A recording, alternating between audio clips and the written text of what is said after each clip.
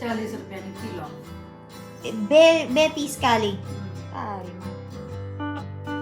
Again. Because when we post video, we didn't say I am pregnant. We are.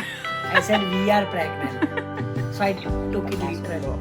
Tapos sumayag yung both parties. So ngayon, yung It's my habit, guys.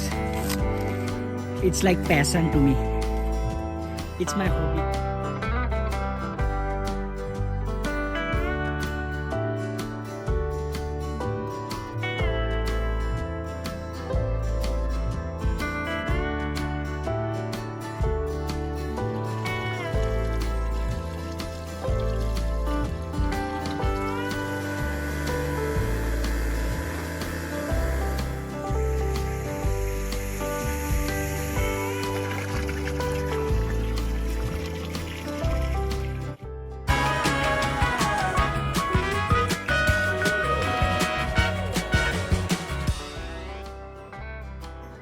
suche. मकई क्या किलो क्या रे कितना नो छे मामी ₹40 kilo.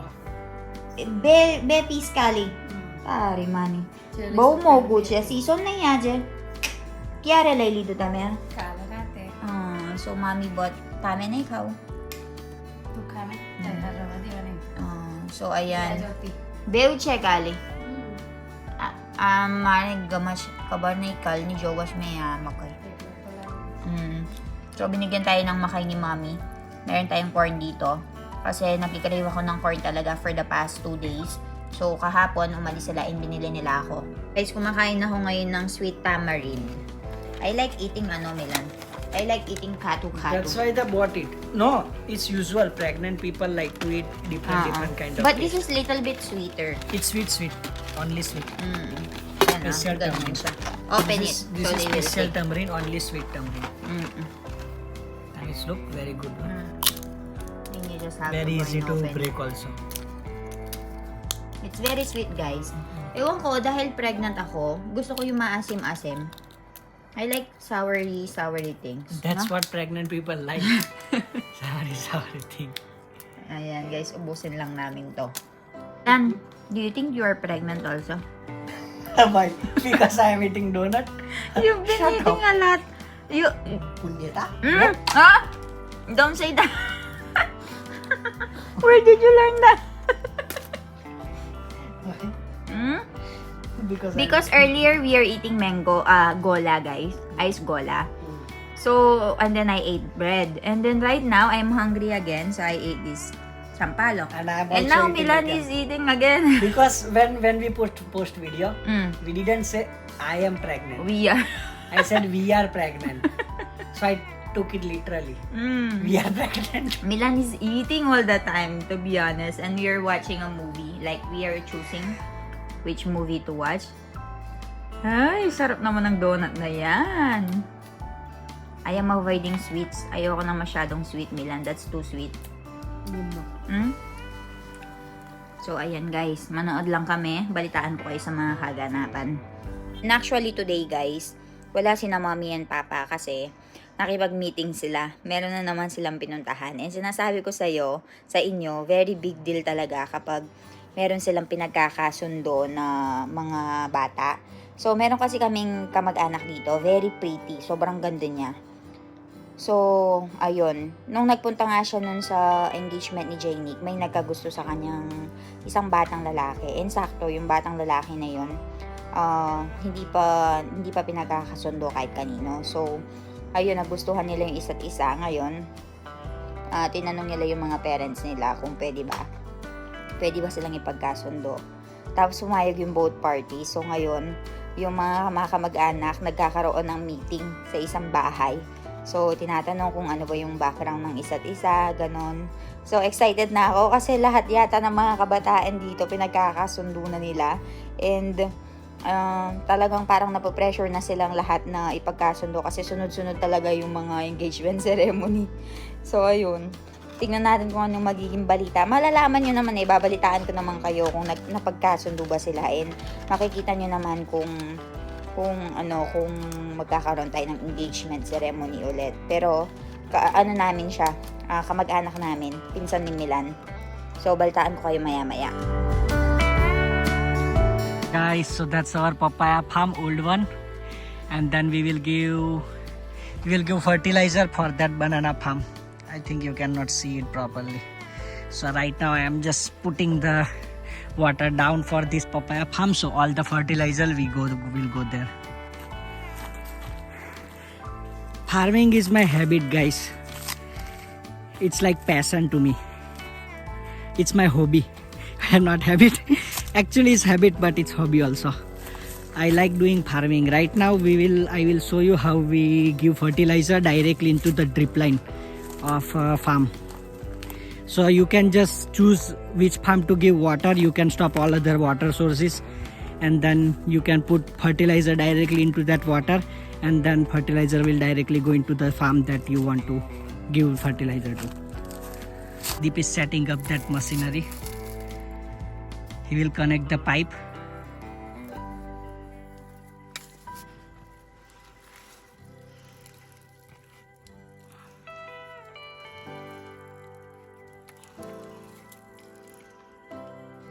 So we will put three-way pipe, and we will put all the fertilizer.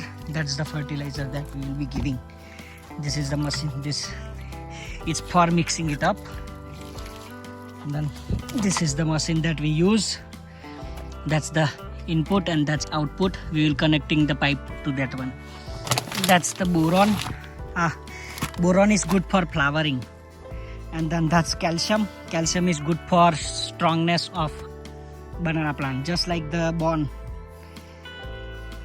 We will be putting little by little into this barrel, and then we'll fill it up with water, and then this machine will get fertilizer from there to the pipeline. So we are filling up barrel right now with this water, and then we already put boron powder.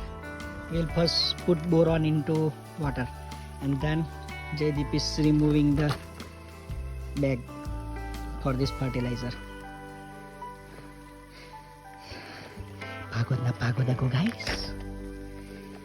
Sobrang hard work naman. Hello. Bolo. So since we started this motor after putting input pipe, this water is going through that line inside this one.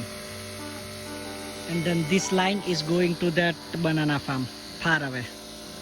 And that's the papaya farm right now. From this angle. We have grown banana into this papaya farm also, but it will be harvested around December or maybe later.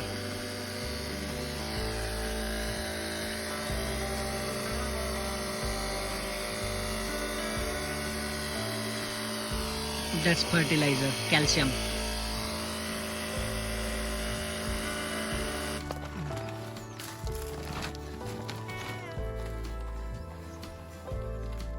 That's the fertilizer, guys.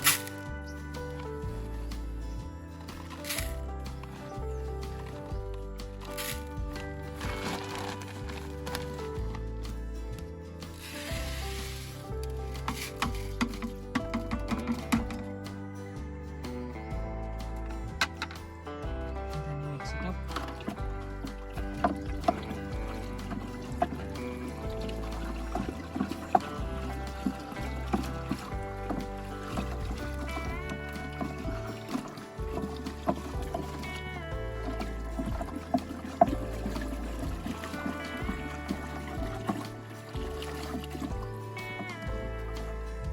And then you fill up some water.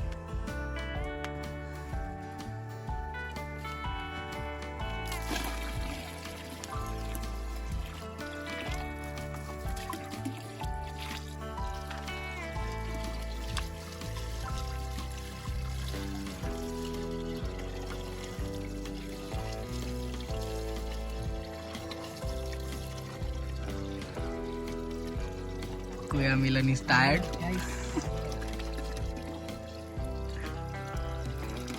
I think that's about it. Now we will start. Now we put input inside.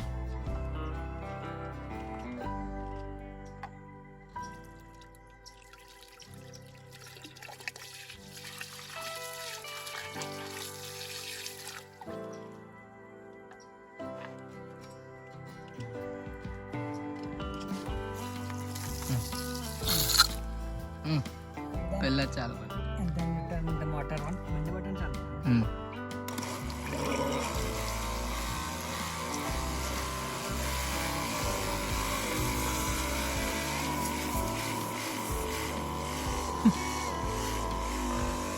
Ah.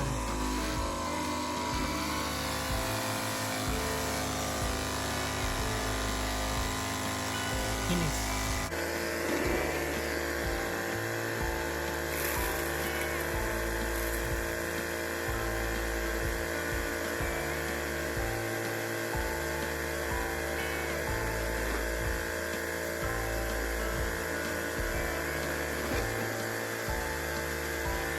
Yan.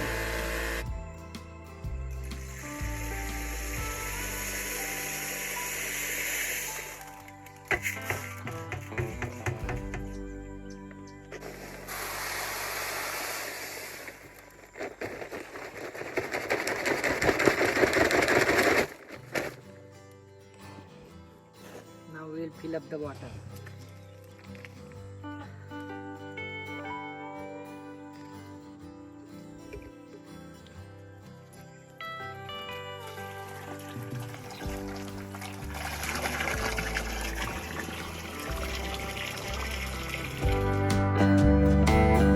Naglakad-lakad kanina si mommy and binigyan niya ako nitong kamatsile guys.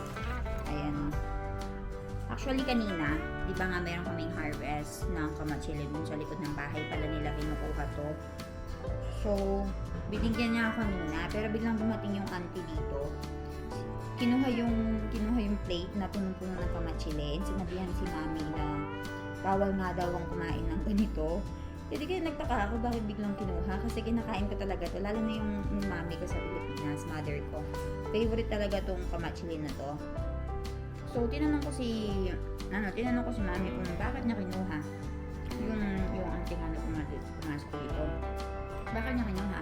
Pinagbabawal daw to sa buntis. Pero tinikman ko kanina mapakla. Pero ngayon nakakuha si mami ng matamis-tamis. So, binigyan niya ako. Sabi niya, itong kainin mo, sabi niya. Matamis siya, hindi siya mapakla. Pero sinabi ko, pinagbabawalan ako, di ba? Bakit mo ako binibigyan? Sabi niya, kahit 2 to 3 pieces, pwede ka naman kumain, sabi niya. So, ayun. Kaya kumakain ako ngayon. And, anong oras na ba ngayon? The time is 4:50. So, pag mga ganitong oras, wala talaga akong ginagawa, guys. Kasi yung trabaho ko natatapos na ng 2:30 or 3 o'clock ng hapon dito sa India, ha.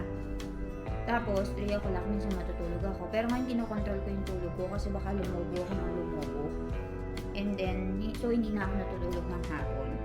Nanonood na lang ako ng mga movie, nanonood na lang ako ng mga videos, ganyan. Nag-iisip ng i-content sa susunod na araw, nanonood ng mga baby movie, ang tawag doon? Yung anong dapat kong mailangan sa pregnancy, ganyan. So, ngayong hanggang alas 7, ganun lang yung gagawin ko. Kasi, hindi naman ako makalabas, sa bahay lang ako. Minsan nakakainip din, lalong-lalo na. Actually, meron naman ako mga friends dito, pero hindi naman ako makaalis. Kasi nga, nasa bahay lang ako. Parang nakakulong sa bahay lang. Kaya may mga nakakapansin, sobrang puti ko na daw. Paano kung hindi po puti, guys? Sobrang naka-ano lang talaga ako dito sa bahay. Naka-bed rest lang ako. So, pinsan pag sumasakit yung lukod ko, upo akong ganyan. So, kapag nakikita nyo na nagbe-video ako, yun lang yung time na nakaupo ako. Otherwise, maghapon lang ako nakahiga. And ngayon, di ba kahapon sinabi ko sa inyo na nagbabalak na kumain si Nang Milan dun sa farm kasama yung mga friends niya. So, ngayon, umalis na sila. Nagluluto na ngayon sila dun sa farm. Kung may nagtatanong din sa akin kung hindi ko ba daw pinagbabawalan. Ako, pinapabayaan ko lang siya. Kung naiinip din siya sa bahay and wala naman siyang trabaho, di, gora lang siya. Dito lang naman ako sa bahay. Wala naman akong ibang gagawin. Di naman ako aalis. Sabi ko, mag-enjoy ka. Sige, go lang. Hindi naman ako yung mahigpit na pagbabawalan siya na sumama sa mga kaibigan niya. Kasi dito guys, yung mga kalalakihan dito, pinag-uusapan lang naman nila, farming. Tapos, lalokohan lang naman sila. At saka hindi uso dito yung inom-inom kasi bawal dito sa Gujarat. hindi allowed yung alak dito. Tapos wala naman sa mga kaibigan niya yung nainom na nagsisigarilyo. So, ayun, okay lang naman. Kampante naman ako ngayon. Kakilala ko naman yung mga sinasamahan niya. So, magluluto na yata si mami ngayon ng pagkain. Ano niya nga ako. Tinanong ko nga siya kung may maitutulong ba ako. Sabi niya, wala daw. Simple lang naman yung lulutuin niya. Since kami lang naman tatlo. Kasi nga, uuwi na si Milan na nakakain na. So, ayun. Manonood lang ako movie. Kainin ko lang ito, mag-merienda. And then, balitaan ko kayo sa mga kaganapan.